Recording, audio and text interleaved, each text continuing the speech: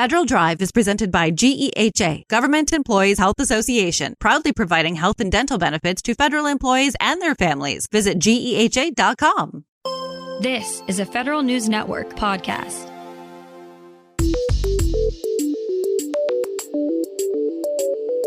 Coming up today on the Federal Newscast, federal retirement numbers at OPM continue to rise. Lawmakers find the Pentagon diverted $2 billion from service member programs to the border operations. And USPS gears up for the busiest week of 2025. These stories and more on today's Federal Newscast.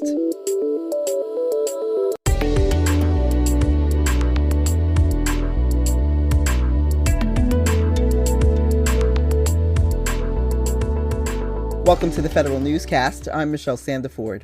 Federal retirement numbers at the Office of Personnel Management are continuing to skyrocket. In November, OPM took in another 23,000 applications from retiring employees. That's on top of more than 20,000 that entered OPM systems in October. Together, those numbers mean retirement applications are triple the volume they were at this time last year. In total, OPM's retirement inventory is now closing in on 50,000 applications that are still awaiting finalization.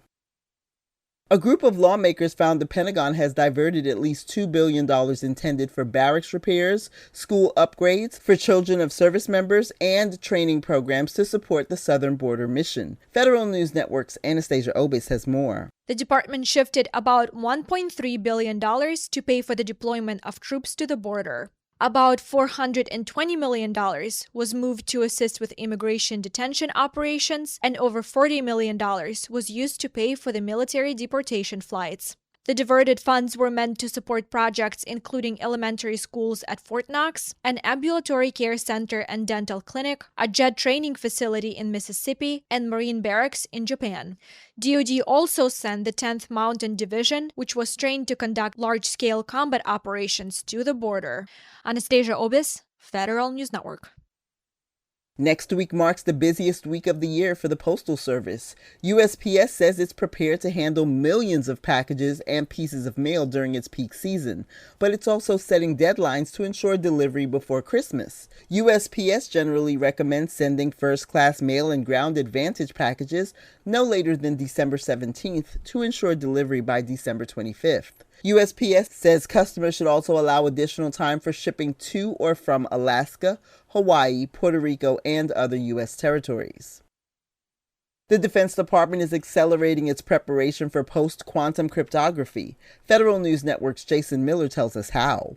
The Pentagon CIO is preparing a new requirement for all military services and defense agencies to identify, inventory, and report all cryptography used in any type of system. But before the CIO releases that policy, Katie Arrington, who's performing the duties of the DoD CIO, says in a new memo that each component must identify key personnel who will be responsible for migration to post-quantum cryptography and associated coordination. These leads will oversee the creation and maintenance of the system inventory and have several other responsibilities, including creating quantum attack risk management plans. Jason Miller, Federal News Network. Tenable became the third contractor to sign a OneGov agreement with the General Services Administration this month. Under the deal announced yesterday, Tenable will offer its cloud security enterprise solution to agencies at a 65% discount off its list price on the GSA schedule. The prices are good through March 2027, but agencies would see 3% annual increases in their prices on multiple-year task orders. GSA also has signed OneGov deals with Palo Alto Networks and SAP in December. In all, 17 vendors now have OneGov deals. A bill to restore collective bargaining for federal employees has cleared the House. Federal News Network's Drew Friedman reports.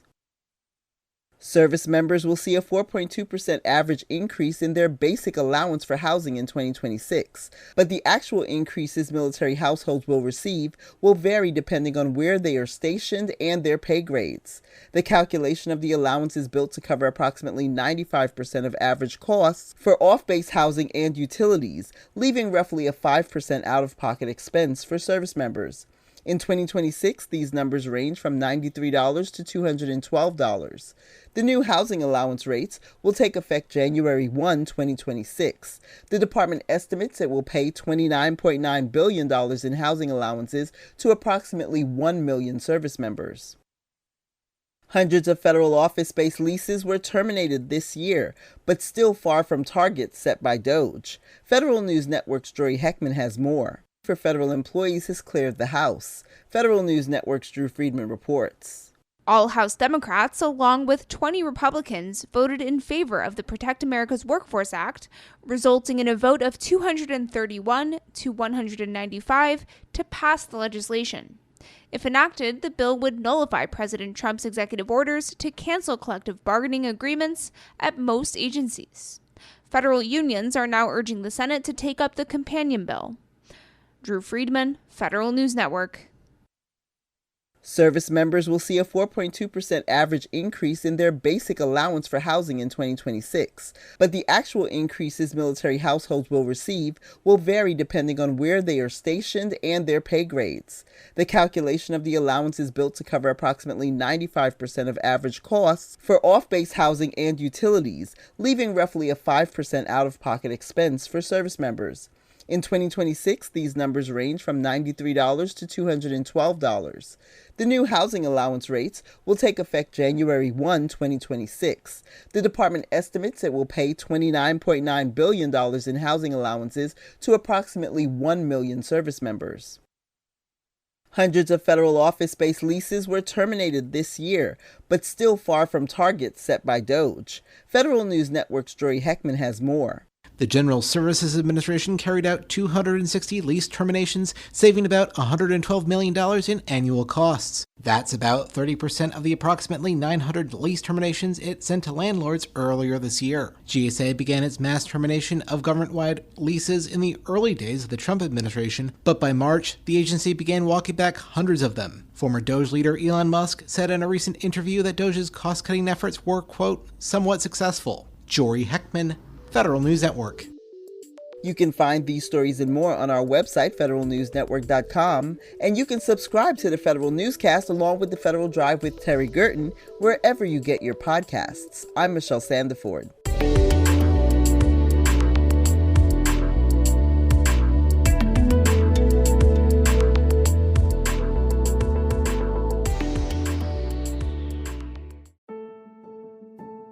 Sean O'Keefe, former Navy Secretary, NASA Administrator, and senior leader across multiple presidential administrations, reflects on the principles that shaped his long federal career. In this episode of Lessons in Leadership, he joined Shane Canfield, CEO of WEPA, to discuss motivating teams through uncertainty, leading across agencies, and staying rooted in mission during times of public scrutiny and change. Hello, and welcome to the Lessons in Leadership podcast. I'm your host, Shane Canfield, CEO of WEPA. Today, I'm honored to be joined by Sean O'Keefe, former NASA Administrator, former Deputy Director of the Office of Management and Budget, former Secretary of the Navy, former Comptroller and CFO of the Defense Department, and Professor Emeritus at Syracuse University's Maxwell School of Public Affairs. Welcome, and thank you for joining. Well, thank you, Shane. Delight to be with you. Appreciate it very much. What first drew you into public service, and when was it evident to you that leadership was an important part of the roles you played? Well, I grew up around the public service. My dad was a career naval officer. He was a submariner, and we lived all over the place throughout the country. And as a result, I got an up-close and personal understanding through him, as well as through all the folks he associated with and the environments he was working in, just what the extraordinary value is of public service and what is it that would motivate people to want to be engaged in it and to be really involving themselves in what is something larger than themselves. And the only place that is really, formulated properly is within the public sector and the public service. That again is the beneficiary or the beneficiaries are the citizens of the nation, the community, and the region in which you live.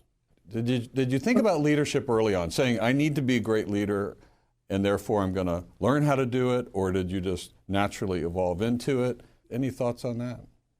I guess it evolved by the great good fortune of being witness to several really extraordinary leaders, people who really did take the initiative to engage others in the task, to pull together and motivate folks to really contribute their very best to achieve an outcome. And I saw the value of that on multiple occasions and found that was the primary ingredient, the trait, the characteristic that needed to be exhibited is the fundamentals of leadership in moving everyone engaged towards a common objective. You have served under several presidents.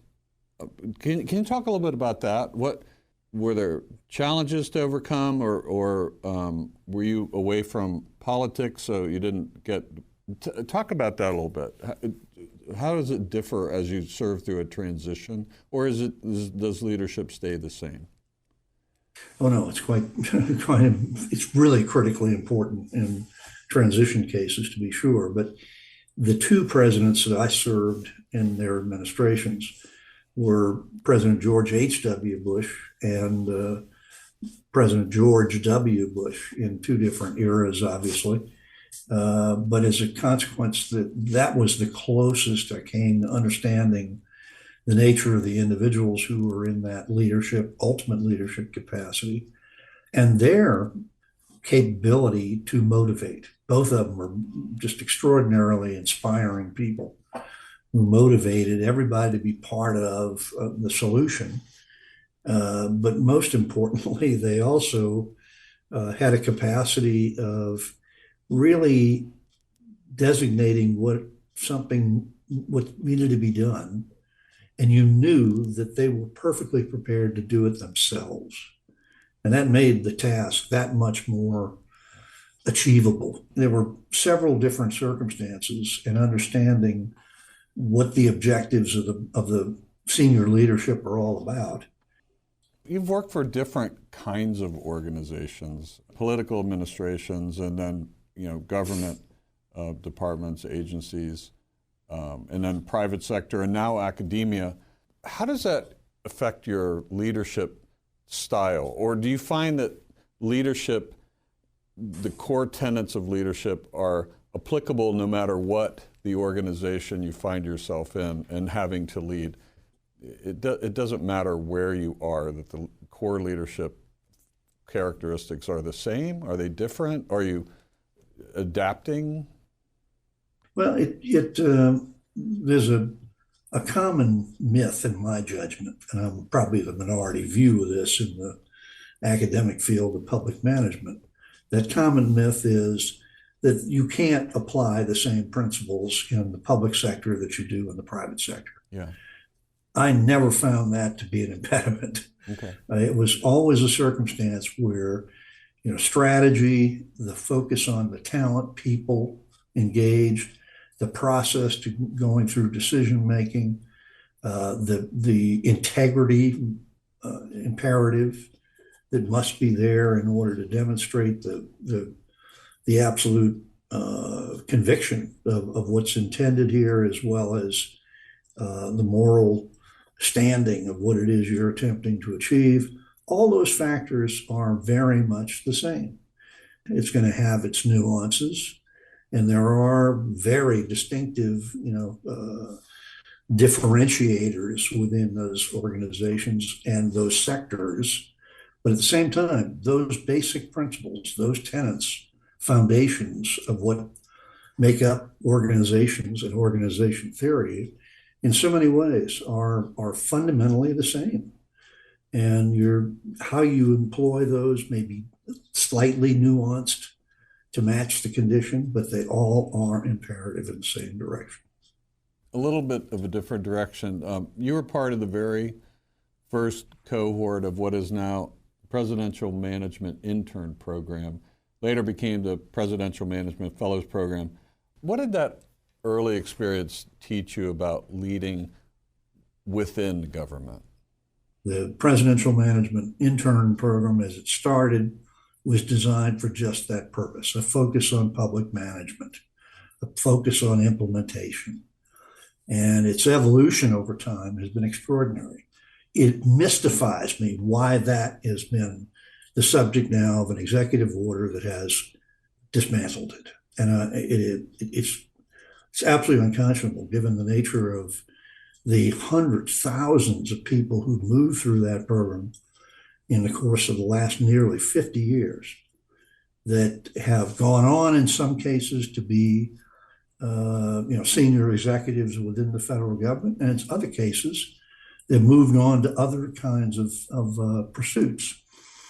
But even with that, even for those who have left the service, they walked away with an appreciation of what public service is all about, why it matters, and why this is so critical to get it right. Because by and large, the reason why these functions are delegated to the public sector is because no one else can do it. Usually that's the case.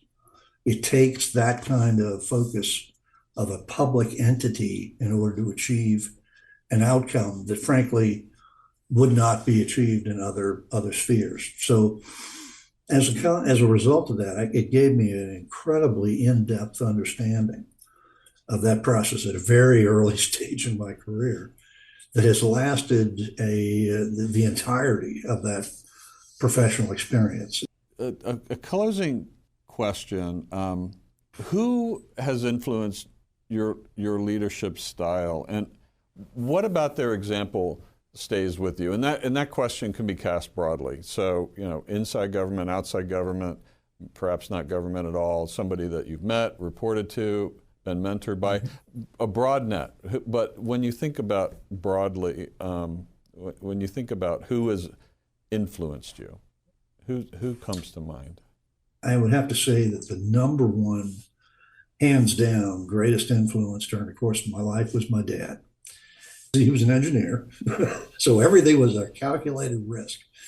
I think I was probably 25 before I realized the answer was not to be found for everything in a slide rule, but that was his bent and his mindset. And he taught me how to think critically.